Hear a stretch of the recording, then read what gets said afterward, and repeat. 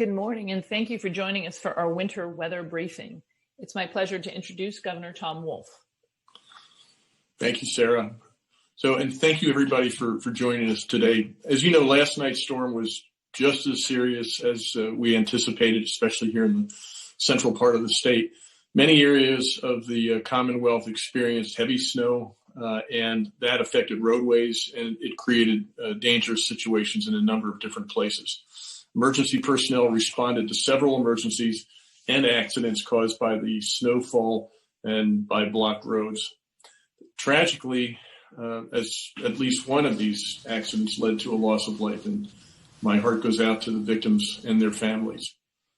I want to thank all of those who worked throughout the storm and into the early hours of the morning to respond to emergency situations and worked very hard to keep their fellow Pennsylvanians safe. That includes road clearing crews, maintenance staff, emergency service workers, first responders, utility workers, and many, many more who work to clear roads, respond to accidents, and help ensure that Pennsylvanians in need got the help they needed. People who do these jobs work in, as you know, difficult and hazardous conditions so that the rest of us can stay safer and get back to our normal lives as quickly as possible. So we owe them all a debt of gratitude for their service, and I just want to thank them again on behalf of all Pennsylvanians. We can continue to make their jobs easier and their jobs safer this morning by staying off the roads unless it's strictly necessary. So do that if you can. Cleanup of roads and streets does continue throughout the Commonwealth, and again, especially in the central part of the state.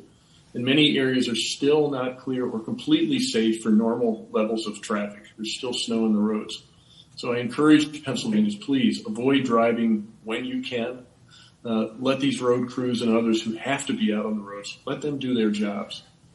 When emergencies strike, I am always proud of the way Pennsylvanians come together, all of us, to take care of each other and how we keep each other safe. I know that spirit of resilience, that spirit of compassion that drives all of us each and every day is going to help all of us get through the negative consequences of last night's storm as quickly as possible. So thank you again. And now I'm happy to turn this over to FEMA Director Randy Padfield. Director Padfield.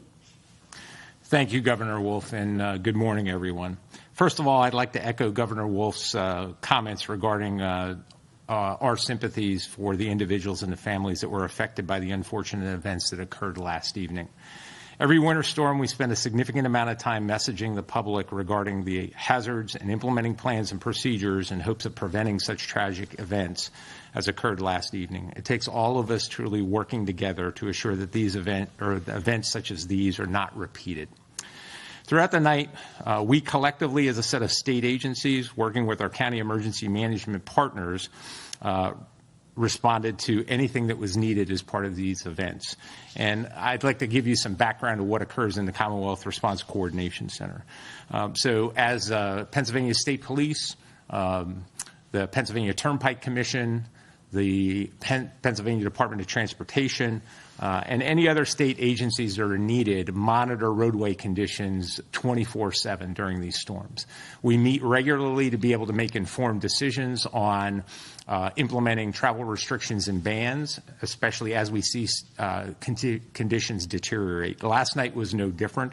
We had a group of very dedicated individuals working overnight to be able to monitor the conditions, make adjustments, and make good informed decisions. But we can't do this without our county emergency management partners, and as Governor Wolf indicated, the dedicated public servants and public safety professionals that are out there actually implementing the tactics.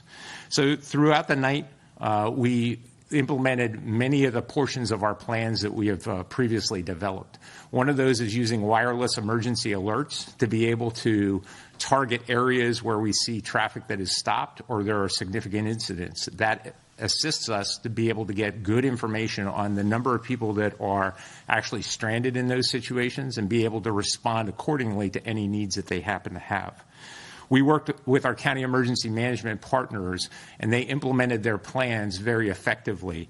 In a situation in Clinton County on Interstate 80, that included getting buses out to the interstate very quickly, which is very difficult to do after hours unless you have plans in place to be able to do that, to really focus on the life safety needs of those that were involved in these accidents.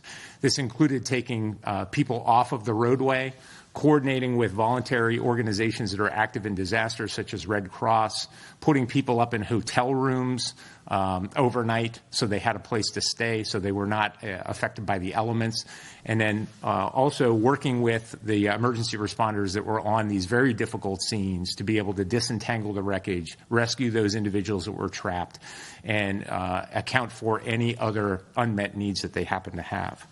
This included sheltering operations as well in many areas where fire departments established shelters for folks that were being evacuated off the road and the roads were impassable. And in our situation, we also provided support associated with finding additional heavy wreckers to be able to assist in many of these situations. This doesn't come together by happenstance. These are very well coordinated plans so that we rehearse, review, and exercise on a regular basis. And without our county emergency management partners and also the public safety professionals that execute these plans, all knowing what the focus happens to be, we would not have a successful outcome like we had in many of these instances of being able to limit loss of life, being able to protect the folks that were potentially exposed out there, limit the potential for secondary accidents in many of these situations. As Governor Wolf indicated, throughout the day today, we urge citizens to continue to use caution with snow removal and while driving. Maintain safe following distances and be prepared for rapidly changing weather conditions. As the winds pick up, especially in the overnight hours, we may see blowing and drifting of snow.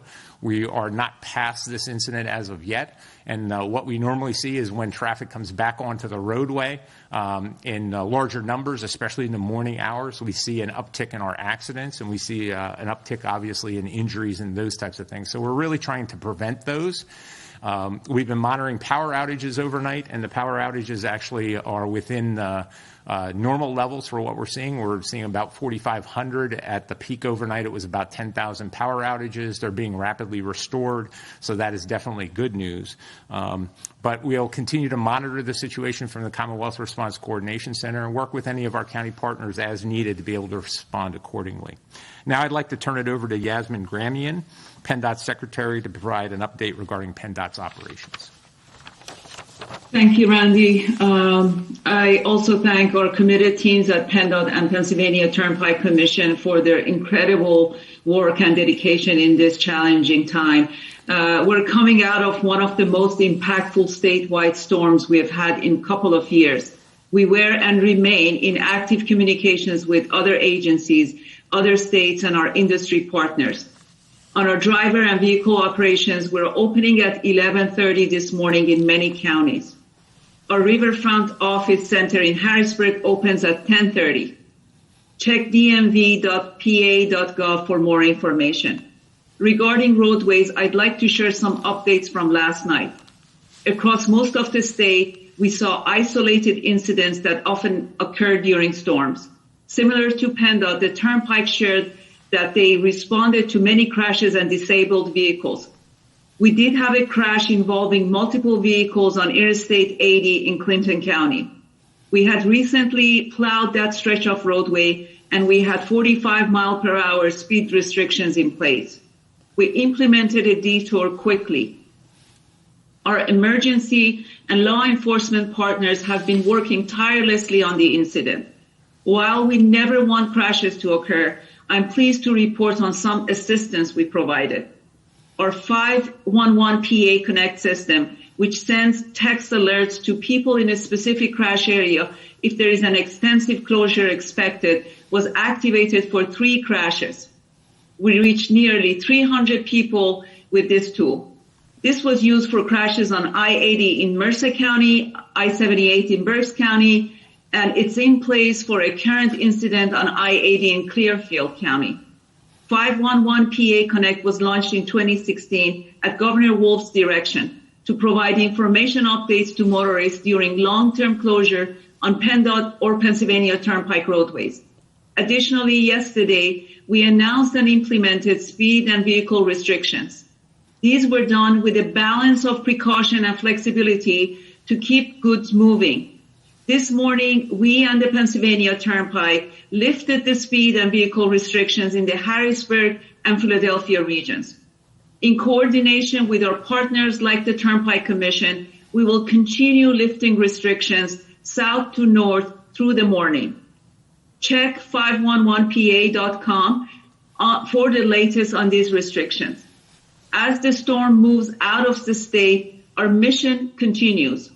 We always prioritize higher traffic roadways so vehicles that must travel do so safely as possible. We also prioritize routes leading to our health facilities. We moved staff before and during the storm to address specific regional needs. 511pa.com is a continued resource for the latest travel information. As with every storm, we will continue to treat roadways throughout the storm until roads are clear. As cleanup continues, we ask the public to avoid non-essential travel so our crews can clear the roads. It will take time to fully clear all lanes and shoulders. Even if a road appears clear, please use caution as our slow-moving plow trucks are out in full force. Our 511PA service also shows 1,000 traffic cameras where our vehicles are and when the state roads were last plowed. We ask you to be our continued partners in keeping our roadways safe. That means driving based on conditions, slowing down, and giving our plows and other vehicles plenty of space. Please think of safety first, today and every day. Thank you. Now the Pennsylvania State Police will provide an update. Good morning, everyone. Thank you, Secretary. The Interstate 80 crashes began yesterday afternoon around 3 o'clock on Interstate 80 westbound in the area of mile marker 183 in Clinton County. Everything I have right now is all preliminary information that is subject to change. What initially began the crashes was 2 commercial vehicles and 2 passenger vehicles were involved in an initial crash that resulted in lane closures on Interstate 80 in that area. Due to the lane closures, a backlog continued to build while snow was falling at a heavy rate. Right now, preliminary reports indicate there were 66 total vehicles involved in all these crashes on Interstate 80 in this area. 55 of those vehicles were commercial vehicles and 11 were passenger vehicles. Tragically, there was 1 confirmed fatality from a passenger vehicle within this stretch of crashes, and at the very end of the pileup, another fatality occurred in a passenger vehicle. There was also another fatality that occurred due to a medical emergency where an individual was sitting in the backlog and suffered that medical emergency and died at the scene as well. Currently, Interstate 80 westbound remains closed from Interstate 180, the interchange in Northumberland County, to 178 to the Lock Haven interchange in Clinton County due to this crash. Traffic is being detoured at the I-180 interchange and directed to follow Interstate 180 west to 220 south. And right now, preliminary reports indicate that the Interstate 80 will be opened around noon to 2 o'clock this afternoon.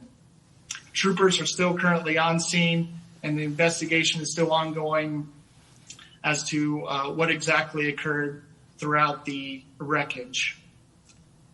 Also on Interstate 80, there were other multiple commercial vehicle crashes that occurred in Jefferson, Clarion, and Mercer counties with multiple injuries.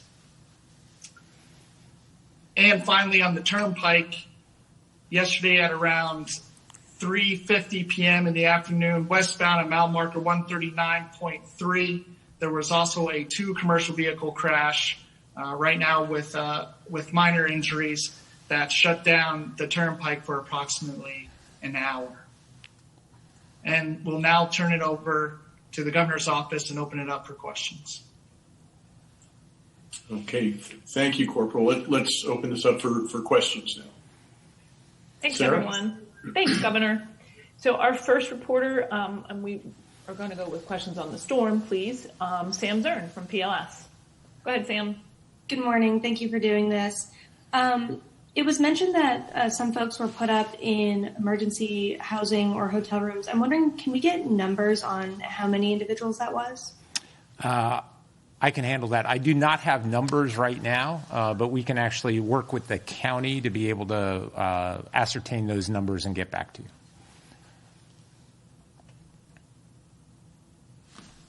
Thank you. Up next, we have Sherry Melnick from PLS Reporter. Don't have any questions. Thank you. Thanks, Sherry. Next, we have Sam Dunklau from WITF. Good morning, Governor. This is for anybody who's just got some info on this. To your knowledge, were there any delays or difficulties reported in transporting the COVID vaccine to distribution points, whether that be yesterday afternoon or evening? Let me start with that. I'll turn it over to Director Padfield. But the vaccines that were scheduled to be delivered yesterday, as we all announced yesterday, went out before the storm hit. And the vaccines that are scheduled for delivery today will be delivered on schedule. Randy, do you want to add anything to that? Sure, Governor. So we've been tracking this overnight, and we've actually had communication with UPS because there were concerns regarding the ability to be able to deliver those vaccines. And I'd probably clarify that it's really Operation Warp Speed and their responsibility to be able to move the vaccine from the Pfizer warehouses to the final endpoints. So we've been coordinating with them. They have procedures in place to be able to hold the vaccine shipments, and we've been tracking that. So the Secretary of Health will be doing a press conference a little later on today, and she'll have further clarity on anything that was scheduled for today. But we've been working this with them. It looks like there may have been one delivery already today, but there are no other scheduled deliveries that we see right now, but that may change at any point in time. So the Secretary of Health will have updated information in her press conference. And her press conference is scheduled, I believe, for 1:30 this afternoon. Thank you. That's correct. Thanks, Sam. Our next reporter is Tyler Pratt from WLBR. Go ahead, Tyler. Good morning, Governor Wolf. I have a question about storm impacts in PA, but I figured I'd start off by asking, how are you feeling? It's been roughly a week since you tested positive for coronavirus. Yes, I'm feeling great, and I've had a test since then, and I have tested negative. So I'm out of quarantine, so I feel fine. So thank you for asking. Absolutely. So I want to talk about storm impacts on PA. This dropped a lot of snow on the ground, and it's probably going to impact, restaurants and businesses. They can't do outdoor service right now. And, there's a Facebook group going with a lot of people that are opposed to your orders, and some flagrantly showing indoor dining, some saying that they can't even afford to shut down. So I'm just saying, what can you say to people and restaurant owners right now to get through the next 3 weeks of these orders until we get to the new year? Yeah, I'm frustrated, and I understand and certainly sympathize with the frustration. But the fact is that virus does quite well when people gather together in groups indoors. So it's not that we have a good choice or I think an option here. If we really want to keep people from contracting that disease, we've got to try to reduce the chances that they're going to get together. And as I said, that obviously hits the restaurant and bar industry especially hard. Which is why I think what we need to do is figure out ways to address the financial hardship that is so focused on those industries. And my hope is that I tried to do that with the state, was unable to convince my colleagues in the General Assembly of that. I'm hopeful that the compromise deal working its way through Congress in Washington, D.C. Will actually address that and provide these funds. And there is I think a good bill in the Congress. I'm not sure where that's languishing right now for $120 billion of relief targeted to the restaurant and bar industries. Small businesses in general have been hard hit by this pandemic, but none, I don't think, harder than restaurants and bars. And so what I have to say is I will continue to look for ways to address those financial hardships. At the same time, I think all of us are grateful for the special burden that this industry is facing, trying to keep us safe from a disease that seems to be so contagious and does so well when people get together. Thank you, Governor. Next up, we have Dennis Owens from ABC 27. Go ahead, Dennis. Well, good morning, everybody. I just wanted to get some clarity on what Trooper Miller said about the fatalities in that accident on I-80. I believe he said there was one fatality at the beginning of the event, accident, one fatality at the end, accident, and then there was a medical emergency fatality. Do I have that correct? So that was Miller? And I don't see him on my screen all of a sudden, so I don't know if he's there or not. Oh, there he is. Right, Brent? That's correct, Dennis. You said it exactly right. Okay, so my question then is, what is the status now? I mean, I'm obviously thinking back to that Valentine's Day situation in 2007. I don't know if any of you remember that, but a number of people were stranded for days. Did we learn any lessons from that, and have we avoided that kind of situation where we are right now there on I-80? And Dennis, Yeah. oh, go ahead, Governor. Go ahead, Randy. I think let me just kick this off, and I'll hand it over to the experts. But I think was the St. Valentine's Day massacre. It was called on I-98 back in 2007. I-78. That's right.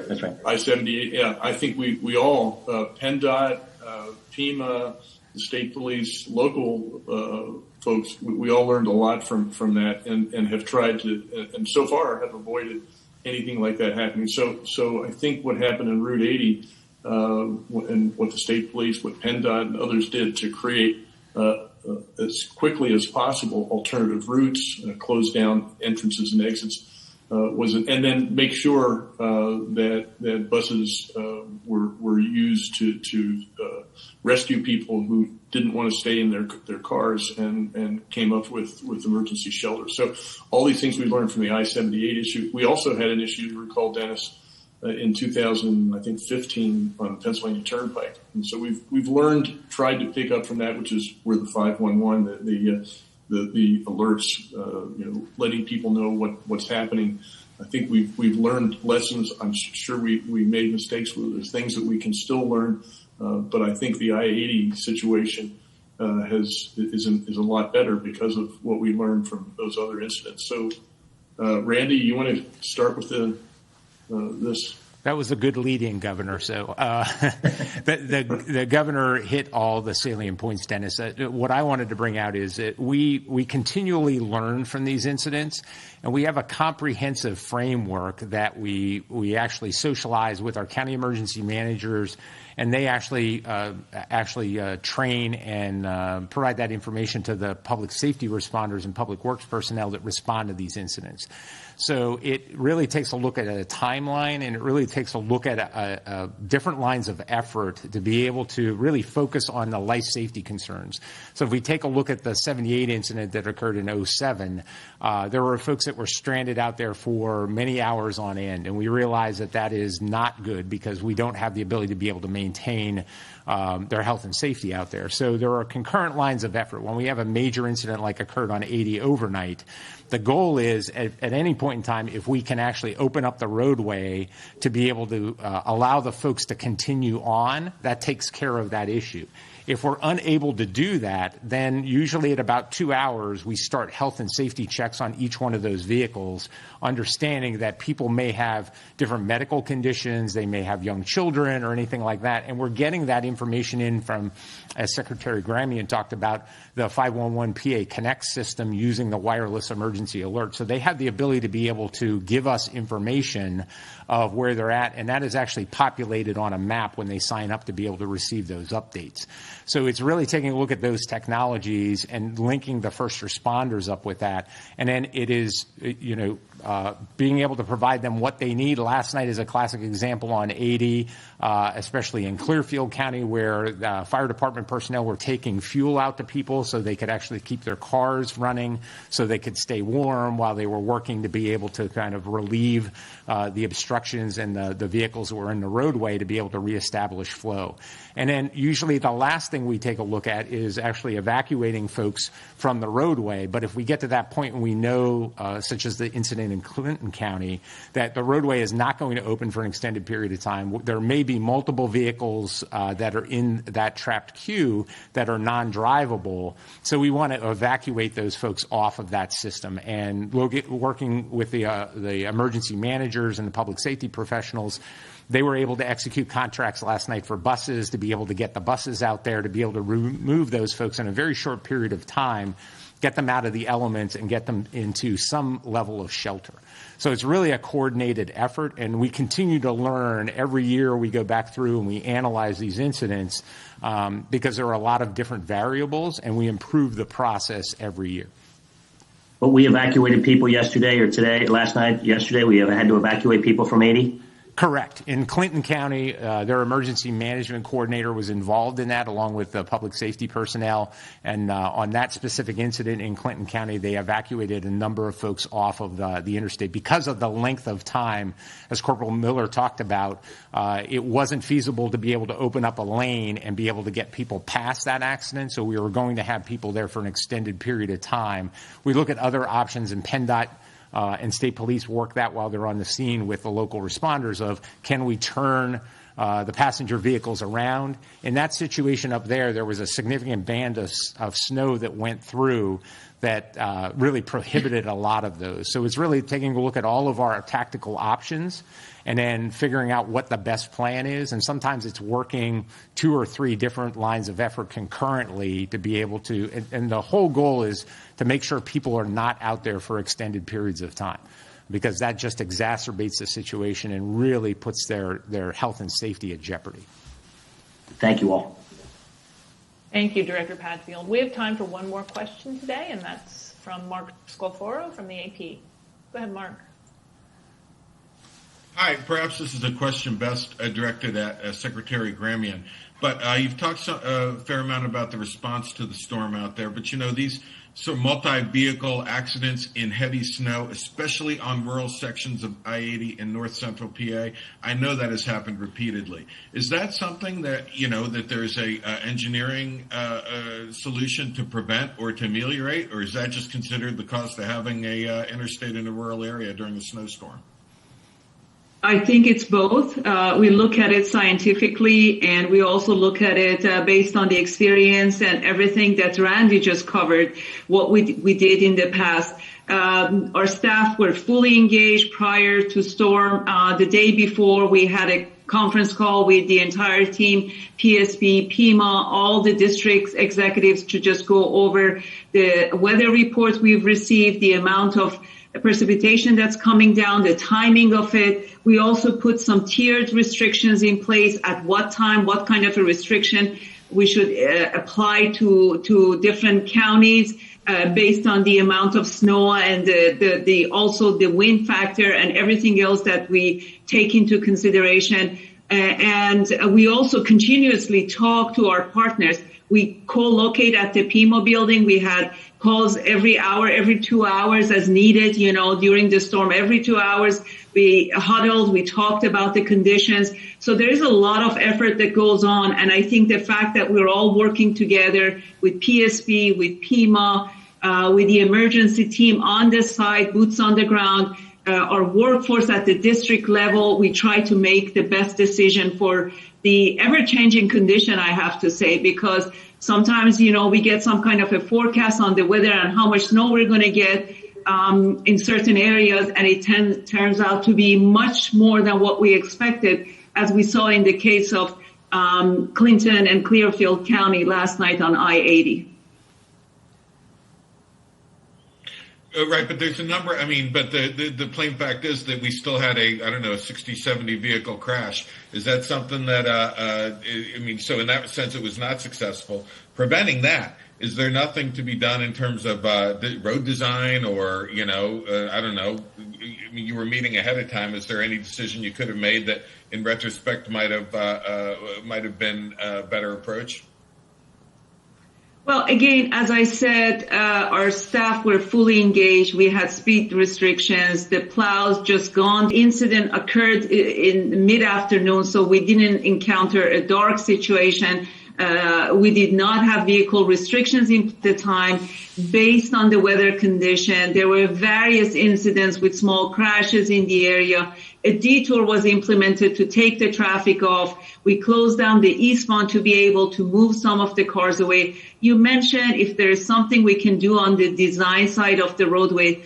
Yes, I mean, obviously, on Interstate 80, when you talk about design, all the speed restrictions and lifting the trucks to the right lane, these are part of the activities that we take to minimize the impact, during the storm. There were 11 cars and 51 trucks, running into each other. And actually, the roads were relatively clear at the time. As I mentioned, the plow truck just went through that area and the area was pretty clear. But, unfortunately, this kind of accidents do happen. Let me just add, Mark, I think those are absolutely the right questions. And after all of these incidents, we sit down and try to figure out what we can do. Sometimes you just have, not to make a pun here, but a perfect storm, and the things that I think happened on Route 80 make it very difficult to figure out how to respond. But we will sit down and look at exactly what happened and try to figure out what we might be able to do. And that's where Secretary Gramian, who has spent a lifetime, she's an engineer, has spent a lifetime thinking through challenges like this that on the surface are seemingly impossible, but just sort of happen. And we'll try to figure out if there's something we can do to prevent the worst of these things from happening next time around. Governor, considering I'm last, I wondered if you'd entertain a non-weather related question here at the end. Can you talk about the last time? Can you tell us about the last time you spoke with President-elect Biden, and what'd you talk about? Actually, I was on a call yesterday with all the governors from the states and territories, and he and the Vice President-elect were talking about the things that they want to do to help us in ways that I think the federal government really ought to be helping states to work through the COVID pandemic. So it was as recently as yesterday. Thank you, Governor. Thank you to all of our speakers. Thank you to our reporters for their questions. And please, everybody, stay safe and have a great day. Thanks, everybody.